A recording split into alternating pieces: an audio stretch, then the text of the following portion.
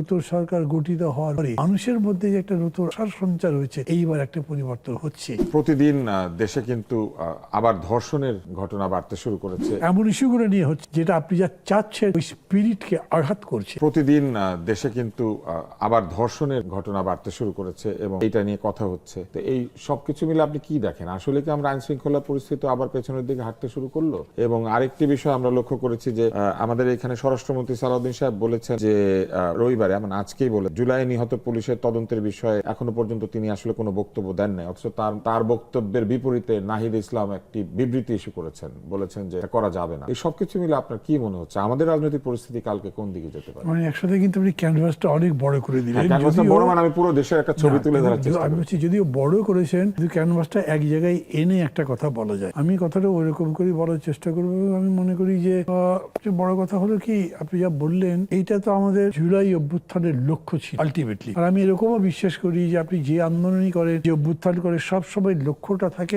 আরো সুন্দর জীবনের জন্য। সেটা সমাজ জীবন, রাষ্ট্রিক জীবন, আমাদের সবার ধারণা ছিল যে উন্নতি হবে, ব্যক্তি পারিবারিক জীবন, সবকিছুতে গুণগত রূপান্তর হবে এবং এটার জন্য একটা সমাজ চেতনা গড়ে তুলতে আসতে হয়। অভ্যুত্থানের সময় এটা হয়েছিল, গ্র্যাজুয়ালি এটা কিন্তু কমতে শুরু করেছিল। আমি বলছি এখন আমার এরকম বোধ হচ্ছে, এটা শুনলে অনেকে হয়তো কষ্ট পাবেন, কিন্তু আমার কথা ভুল হলে তো ভুল, আপনাদের কষ্ট পাওয়ার কিছু নেই, কিন্তু ঠিক মনে হলে রেকটিফাই করা উচিত।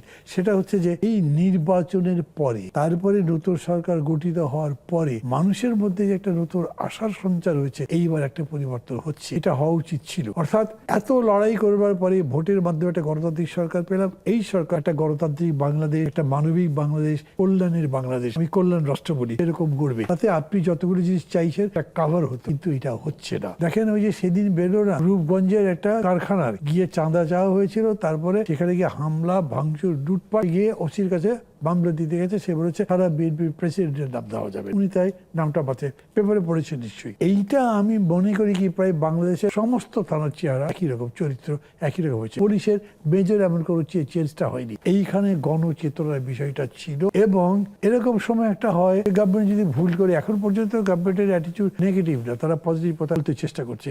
এই যে আপনি একটা ইফতার পার্টির কথা বললেন, ইফতার পার্টিতে প্রাইম মিনিস্টার গেলেন, এরকম কেউ আগে গেছে কিনা আমার মনে পড়ছে না। আমাকে, আমি তো ইফতার পার্টিতে গেছিলাম, ইফতার পার্টির পরে আমাকে কেউ বললো, ভাই এটা তো বাংলাদেশের প্রথম। আমি মনে করতে পারলাম যে কেউ গেছে কিনা। ইটস এ গুড সাইন যে উনি গেছেন। যাওয়ার পরে বক্তৃতা কিন্তু দুইজনই করেছেন, যদিও জামাতের যিনি প্রধান তিনি বেশি করেছেন এবং তিনি খুবই কোঅপারেটিভ একটা বক্তৃতা করেছেন। আমার কাছে মাঝে মাঝে মনে হয়েছে যে ঠিক অপোজিশনের টোন হলো না, একটু বেশি করে কম্প্রোমাইজিং। আর প্রাইম মিনিস্টার আসলে এই টাচ খুবই কম করেছে, উনি সাধারণভাবে বলেছেন ভালো। মানে তারপরেও তারা মিলে কিন্তু বলবার কথা, কমনলি যদি এই অ্যাপ্রোচ করে, আমাদের নিজেদের পজিশনের লড়াই আছে, কিন্তু এই বিষয়ে আমরা একসাথে কাজ করব। আপনি স্পেল আউট করেন, আপনি একটা প্রশাসন ঠিক মতো করবেন, এটা জনপ্রশাসন হয়, একটা পুলিশ করবেন যেটা জনবান্ধব হয়, এটার জন্য এই করবেন। এর বাইরে যদি কিছু ব্যতিক্রম হয়, দলবাজি নয়, চাঁদাবাজি নয়, কোনো কিছু আমরা অ্যালাউ করবো। একটা জাগরণের মতো যদি হতো, তাইলে এটা করতে পারতেন। আমি তো এটা অ্যাবসলিউটলি মিসিং দেখছি। ইস্যুগুলো নিয়ে হচ্ছে যেটা আপনি যা চাচ্ছেন ওই স্পিরিটকে